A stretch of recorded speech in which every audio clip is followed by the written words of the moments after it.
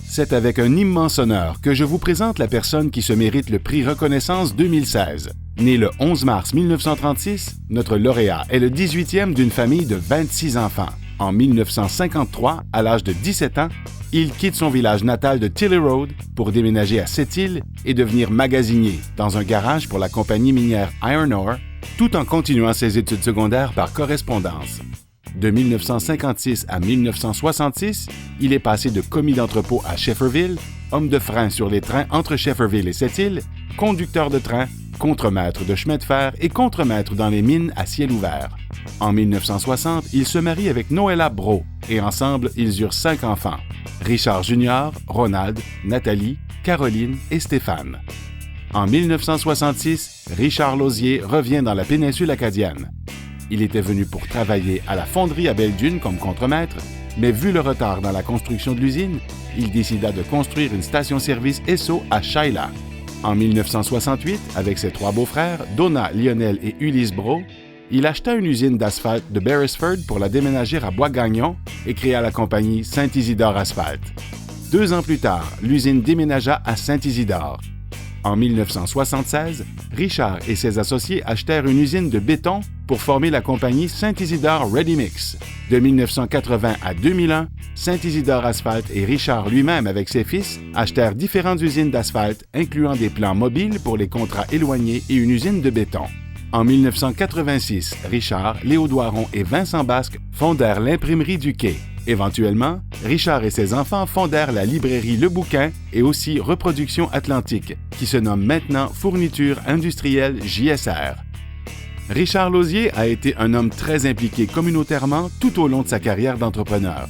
En 1985, Richard fut président de l'ancienne Chambre de commerce de Tracadie et vice-président de la Commission des loisirs de Tracadie. En 1987, il a été vice-président du manoir Bellefeuille et président du club de curling de Tracadie. L'année suivante, en 1988, il fut directeur du conseil d'administration de l'hôpital de Tracadie. Richard fonda en 1992 le programme Jeunesse Entreprise de la péninsule acadienne, aujourd'hui connu sous le nom de Succès Jeunesse Péninsule Acadienne. À ce moment, il a aussi été impliqué dans la création de l'Association des gens d'affaires de Tracadie, connue sous le nom d'Agathe.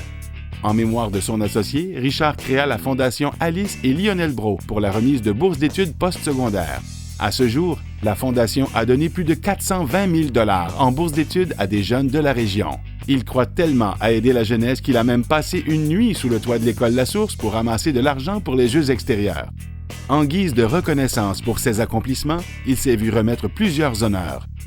Richard a été nommé Entrepreneur de l'année par la Commission d'expansion économique de la péninsule acadienne, Entrepreneur de l'année par le Conseil économique du Nouveau-Brunswick.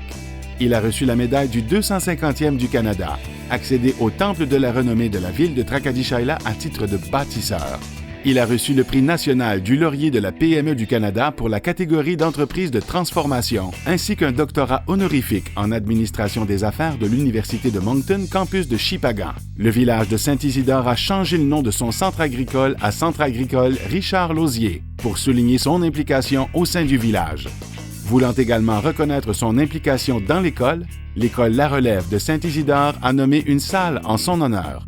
En 2015, il fut honoré par Succès Jeunesse pour son implication dans cet organisme. Aujourd'hui, Richard Lauzier a 80 ans et avec son épouse depuis plus de 55 ans, leur famille consiste de 5 enfants, 12 petits-enfants et un arrière-petit-enfant dont ils sont très fiers.